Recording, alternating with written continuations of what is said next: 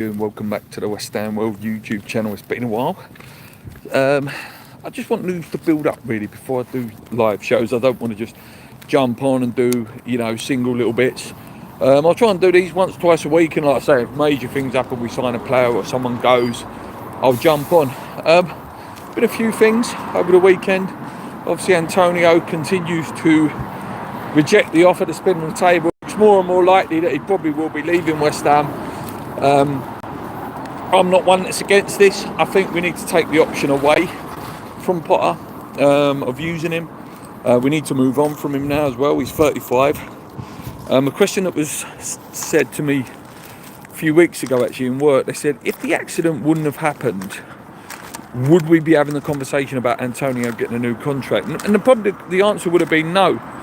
I think the club are doing the right thing. They probably offered him a really low wage, and it's worth keeping a player if they're on a low wage and they want to stay for a little bit. But yeah, it's becoming more and more likely that Mikel Antonio will leave West Ham, and we move on. We're linked with that striker, the young striker, the Saint Etienne guy, who we need to get on. We're linked with a few random strikers, the Wickham guy as well. Morning, Darren, how you doing, mate? So I do think the striker will come in. We'll need one. Danny Ings has gone. Antonio's going to go. Who knows about Fulkrug, what's going to happen there. I personally would like him to stay. I quite liked what he did.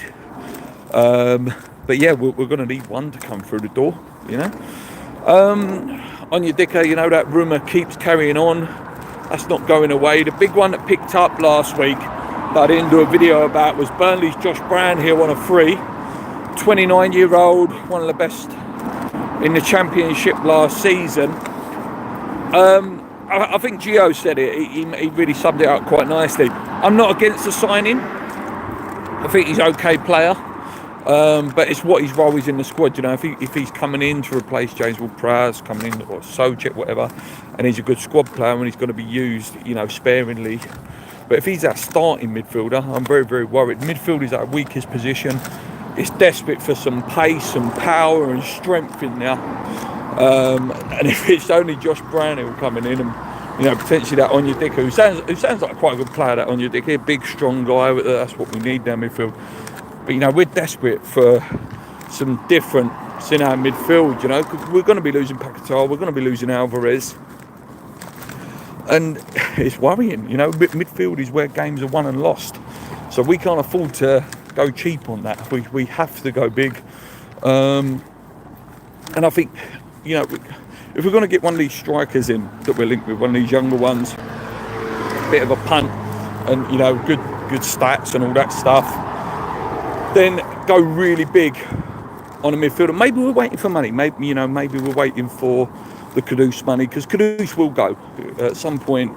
Someone will bid the right amount of money, or offer a good deal on the table. Obviously we've rejected the Sancho one, we've rejected Arsenal 50 million, take it or leave it. Good.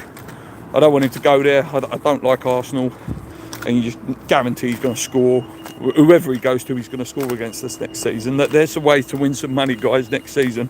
Put it on Kudus to score any time when he plays against us next year.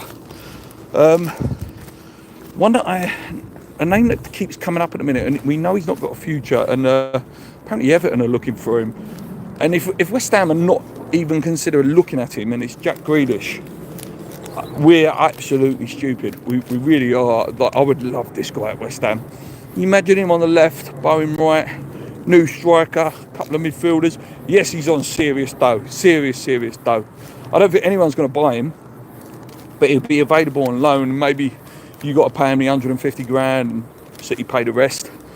But he would be absolute superstar at West Ham. If he was allowed to play, if you're getting Villa Jack Grealish, the one who's expresses himself and, hasn't got to pass the ball back and not encouraged to dribble like he has been under Pep, you're getting an absolute superstar. And he seems like a proper good lad as well, goes down to working man clubs and puts like 5 grand behind a bar and stuff like that.